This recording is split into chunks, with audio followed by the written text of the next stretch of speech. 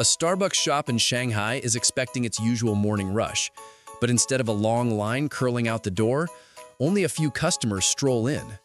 Meanwhile, right across the street, a tiny Luckin Coffee booth, barely the size of a storage room, has a swarm of people tapping their phones, grabbing their drinks, and disappearing in under 1 minute.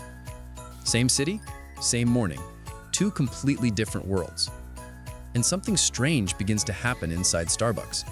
The chairs stay empty, the music echoes through the space, and the once famous third place suddenly feels like a place nobody has time for.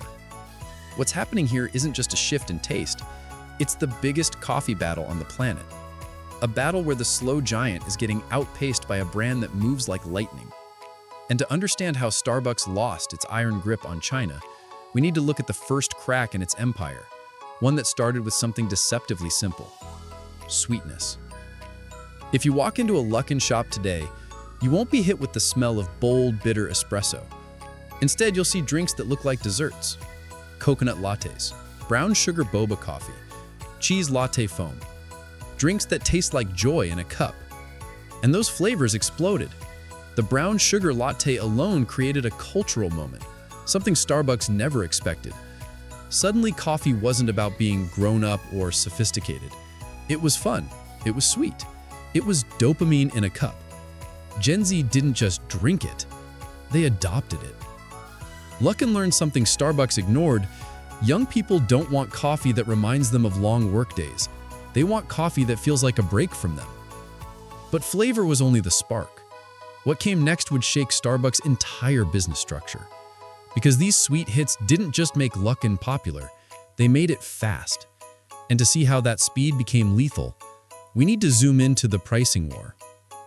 In Beijing, you can order a Luckin latte for the price of a bottled water, sometimes even less, because Luckin's coupons rain down every single day like confetti. One tap and suddenly your drink is half off. Meanwhile, Starbucks sits across the street selling a $5 cappuccino with no discount, no surprise, no excitement.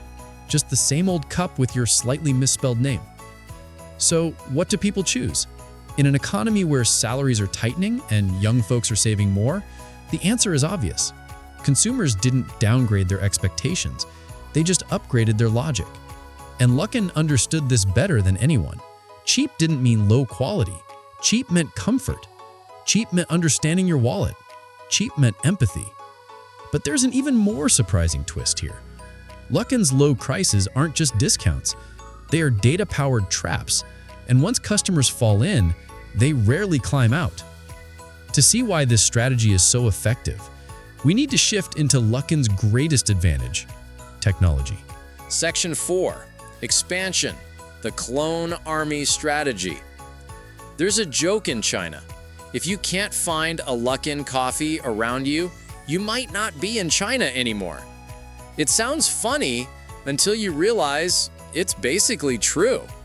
Luckin is opening new stores every couple of hours, hundreds every month, thanks to a model Starbucks never adopted: franchising with almost no risk. No huge fees, no complicated contracts. Luckin only takes a share after the shop earns profit. It's business Darwinism. Only the strong stores survive. And when one area performs well, Luckin replicates that plan instantly. Starbucks, meanwhile, spends months preparing each new location. They design interiors, they train teams, they look for perfect areas. Luckin just needs a few square meters and an electrical outlet. Starbucks builds monuments. Luckin deploys pop-up armies. But something even bigger is happening behind this expansion. Something not about profits or speed, but identity. Because this coffee war isn't just business, it's cultural. Section 5.